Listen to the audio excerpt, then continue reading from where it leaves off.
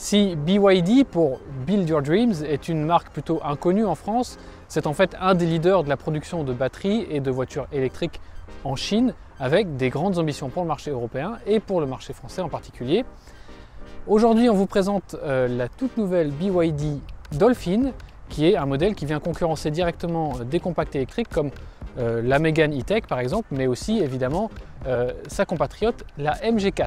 Alors, pour concurrencer la MG4, elle vient elle aussi avec des tarifs très agressifs, puisque ici on est sur le tout haut de gamme, qui est à un tout petit peu moins de 36 000 € hors bonus, et donc ça fait quand même un bon paquet de milliers d'euros de moins cher qu'une Mégane électrique équivalente par exemple. On a une batterie de 60 kWh, 204 chevaux sur les roues avant, et une autonomie qui dépasse, selon le cycle WLTP, les 450 km. Sur le papier, assez sérieux donc. Après, qu'est-ce que ça vaut vraiment à l'intérieur et sur la route? Eh bien, c'est ce qu'on va voir tout de suite sur cet essai. Mais avant, on vous invite comme d'habitude à vous abonner à notre chaîne, à nous retrouver sur les réseaux sociaux et sur autoplus.fr.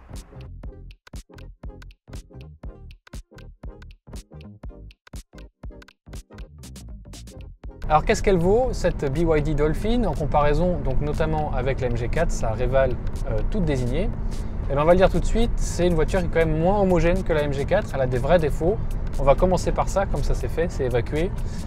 D'abord le coffre qui est annoncé pour environ 350 litres, mais qui dans la vraie vie est quand même pas très pratique parce que c'est surtout les 350 litres en comptant le double fond qui est pas facile d'accès, il y a un seuil qui est assez haut, voilà, pas très pratique.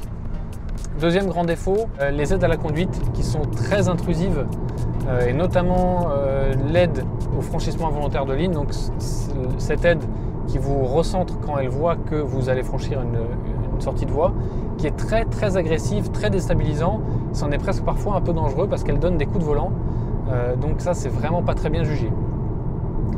Mais surtout, le vrai grand défaut de cette voiture, c'est son comportement routier, ce qui est probablement dû en fait à sa monte pneumatique de pneus chinois qu'on avait déjà vu notamment sur la Dacia Spring, d'assez mauvaise qualité et qui engendre en fait des vraies pertes de motricité à peu près quelle que soit la vitesse, ce qui est assez étonnant, en sortie de courbe surtout, et puis voilà, un comportement très peu rigoureux. La suspension est assez souple et ça aide pas les choses parce qu'elle a tendance à rebondir un peu sur les imperfections, donc en conduite dynamique on n'est vraiment pas à l'aise et ça c'est un peu dommage. Maintenant, ça c'était les trois grands défauts. Qu'est-ce qu'elle a en qualité? Eh bien d'abord, la présentation intérieure. Alors ici on est sur la finition la plus haut de gamme. Sachez qu'il y a des possibilités de couleurs assez folles, notamment des roses, des bleus. Ça peut être assez fun si vous le voulez. Et surtout le niveau de finition, on le rappelle que cette voiture est quand même beaucoup moins chère qu'une Mégane ou qu'une ID.3. C'est tout à fait satisfaisant. Deuxième qualité, eh bien, ce grand écran qui peut en plus se basculer. Vous me direz ça sert à quoi? J'en sais rien, mais c'est assez rigolo. Mais surtout son logiciel qui est assez intuitif, qui répond beaucoup plus vite que dans la MG4. Voilà, on retrouve tout de suite les fonctions qu'il faut. Malheureusement, il faut passer par l'écran pour régler la clim. C'est un peu dommage, mais bon, c'est pas rédhibitoire et surtout, voilà, il est très bien fait. Et puis donc, surtout, sa grande qualité, c'est son rapport prix-autonomie, puisque on a une voiture qui est annoncée pour environ 450 km, qui devrait pouvoir en faire plus de 350 sans trop forcer, avec une belle efficience.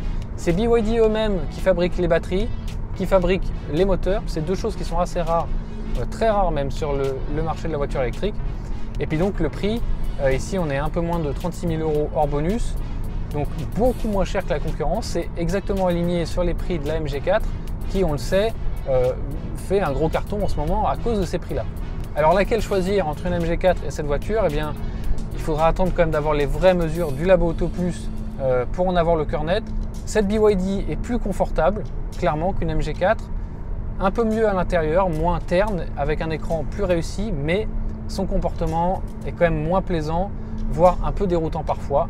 Donc à confirmer par les mesures d'autonomie. Mais voilà les grandes lignes de cette BYD Dolphin.